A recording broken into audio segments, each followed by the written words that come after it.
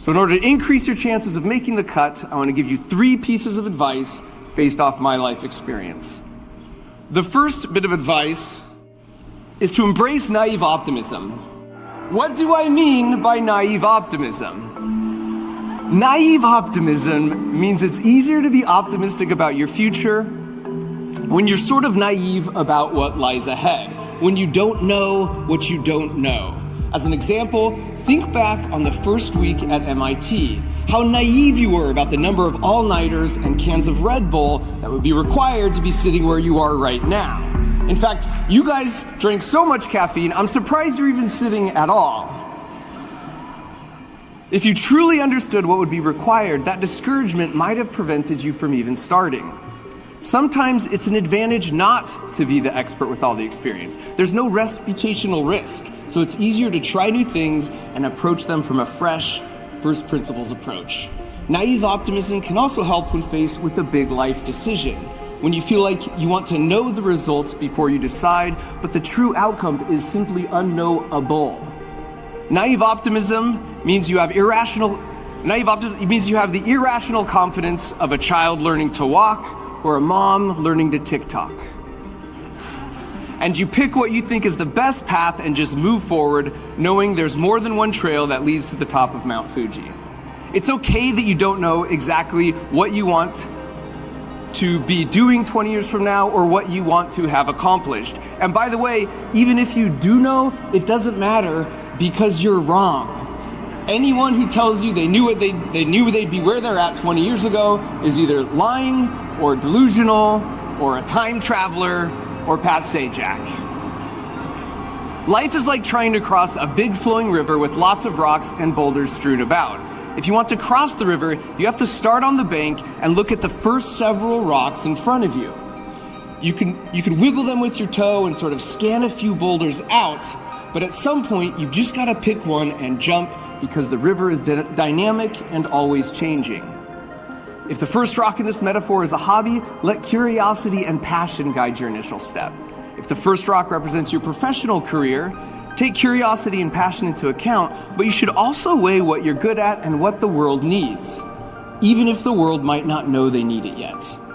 Whichever one you'd pick, the real secret is to dominate it. Obsessively study it from every angle, master it. Now, from your position of more secure footing, you can reevaluate the river, and you'll find you've got a few more rocks available that you couldn't even see from where you started, so you could continue on your journey.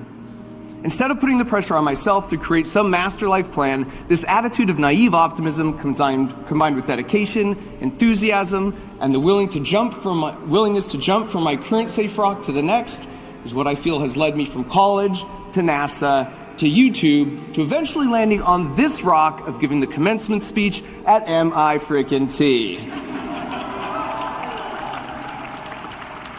There's no way I could have predicted that path when I was exactly in your shoes 20 years ago. So cross your river one rock at a time, but do it with the naive optimism that it's all going to work out. Let that be your North Star. If you actually knew how cold the river can get or how long it takes to recover from a sprained ankle if you slipped, your knowledge might get in the way. So have faith in yourself. You're about to get a degree from MIT, so you've obviously made some pretty great decisions so far.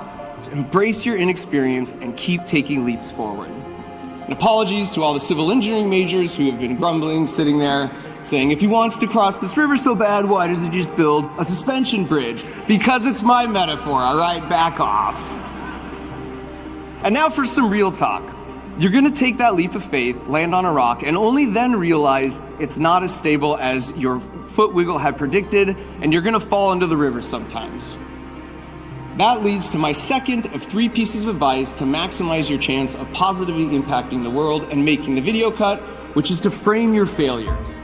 To illustrate what I mean by this, I asked 50,000 of my YouTube followers that subscribed to my channel to play a simple computer programming puzzle that I made.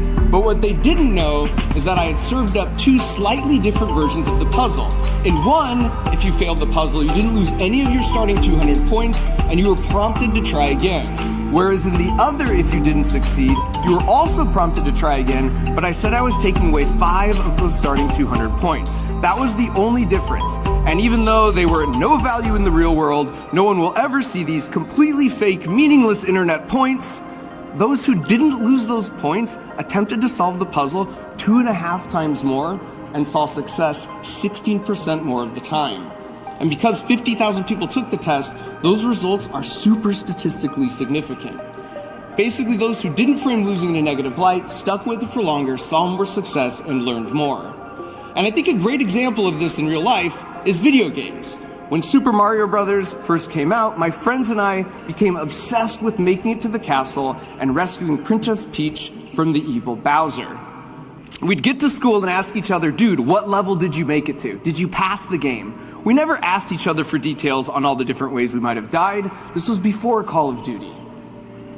When it comes to video games like this, no one ever picks up the controller for the first time, falls in the pit right away and thinks, I'm so ashamed. That was such a failure. I'm never doing this again. How am I gonna break it to Luigi? I murdered his brother. What really happens is you think, okay, I gotta remember there's a pit there. Next time, I'm gonna come at it with a bit more speed. The focus and obsession is about beating the game, not how dumb you might look if you get hit by a sliding green shell. And as a direct result of that attitude, of learning from but not being focused on the failures, we got really good and learned a ton in a very short amount of time. And in my personal and work life, I've dealt with my share of sliding green shells. I still feel like every video we make each month, there's a moment where it seems everything that can go wrong has gone wrong. And those failures can be gut-wrenching, and they can sting real bad. But they sting like missing that one key Mario long jump right at the end of level 8-1. And then right after that, really quickly it turns in, okay, what did we just learn from that? What should we try differently from next time? And this concept of life gamification is more than just have a positive attitude or never give up. Because those imply you have to fight against your true desire to quit. And I feel like when you frame a challenge or a learning process in this way, you actually want to do it. It feels natural to ignore the failure and try again. In the same way a toddler will want to keep trying to stand up, or in the same way you want to keep playing Super Mario Bros., or in the same way half the people who attempted my coding puzzle had a desire to stick with it 2.5 times longer. The framing of their failures made it so they wanted to keep trying and learning. And that's exactly why the most meaningful high fives of my adolescence were when I said, dude, I finally beat Bowser last night. Probably goes without saying, but girls didn't talk to me till I was much older. And in case you're like, yeah, but my real life would just be so much better if my top 5 challenges disappear. Would it? I'd like to point out that if Super Mario Bros. Was just jumping over one pit and then you rescued Princess Peach, no one would play it. Where's the risk and the reward? Where's the challenge? There's no ultimate feeling of satisfaction. The degree you're getting today means so much to you precisely because of all the struggle and setbacks that you've had to endure.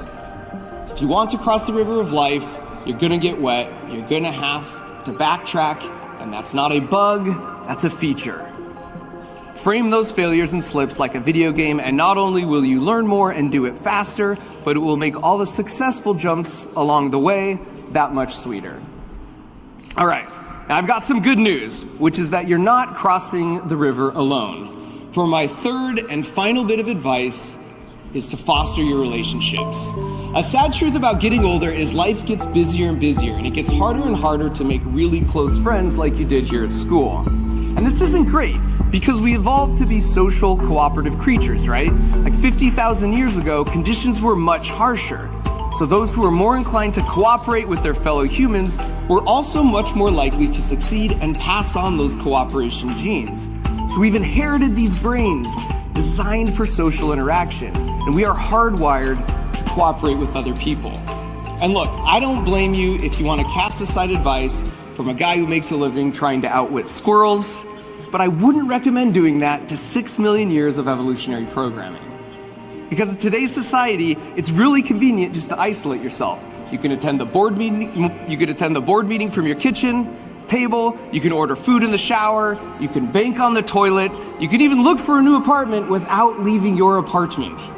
It's easier to stay anonymous in our big cities versus the small tribes of our ancestors where everyone knew each other, which means we've got to actively work at fostering meaningful relationships. And because I know this can be harder for some more than others, here's a life hack I've found that really helps. Confirmation bias is when your brain ignores evidence that doesn't support your beliefs, and then it cherry picks the evidence that does. And generally, when people hear this term, they think it's a broken, unscientific way for our brains to approach the world. And this is true, but you could sort of judo flip it to your advantage. The trick is to positively apply confirmation bias to your relationships. If you assume good intentions on the part of your friends and family, and you tell yourself you're lucky to have them, your brain will naturally work to find evidence to support that. That's just how our brains work. If you tell yourself that your fellow humans are inherently good, your brain will find examples of it everywhere, and that will reinforce your outlook. The opposite, unfortunately, is also true. Basically, whether you think the world and everyone in it is out to hurt you or help you, you're right. Studies have shown that the best predictor of divorce is if the couple assumes bad intentions in their partner's actions, or if you marry Kanye. But if you get it in your head that your partner is selfish or inconsiderate or willfully refusing to take out the garbage, that creates a negative feedback loop of confirmation bias, seeking to find further evidence that your spouse is a jerk, even when good faith efforts are being made.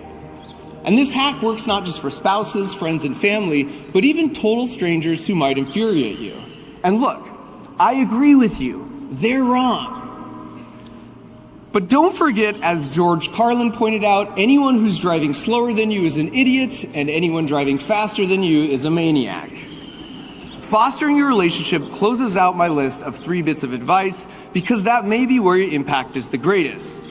Due to a challenging upbringing, my mom barely graduated high school, but she took being a mom and instilling values in her children really seriously. As such, she's the single biggest influence on my life by far. She passed away over a decade ago from ALS 6 months before I ever released my first YouTube video. But I love the idea that the ripples from her influence are still being felt as strongly as they ever have through the work that I try and do today. If anything I've said today has resonated with you, in my mind, it's a direct result of her commitment to this 3rd piece of advice. So leverage confirmation bias to enhance your relationships as you cooperate to cross the river.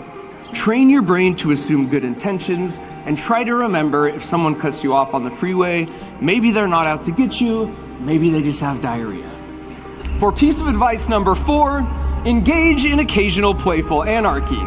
But Mark, you told us you were only going to give us 3 pieces of advice. Boom! Here's a 4th, because why not? I'm playing music in a commencement speech because why not? Is not ending your speech with pump-up music just objectively better? Or like how these graduation robes and hats are just objectively silly. Why shouldn't I take my own 4th piece of advice right now and engage in some playful anarchy? Anybody can toss their hat in the air. We see it at every graduation, but few have dared to make it actually fly. To my first point, I will embrace my naive optimism that my hat will actually get airborne. But if not, to my second point, if it goes haywire and I accidentally blow up E53, I can reframe the failure as an opportunity to renovate a very old and sketchy building. Maybe this time we'll even add a few windows. And then to my third point, when I get sued by the faculty, I will foster the relationship I have with my defense lawyers. Because settling with MIT over damages will bring us all closer together.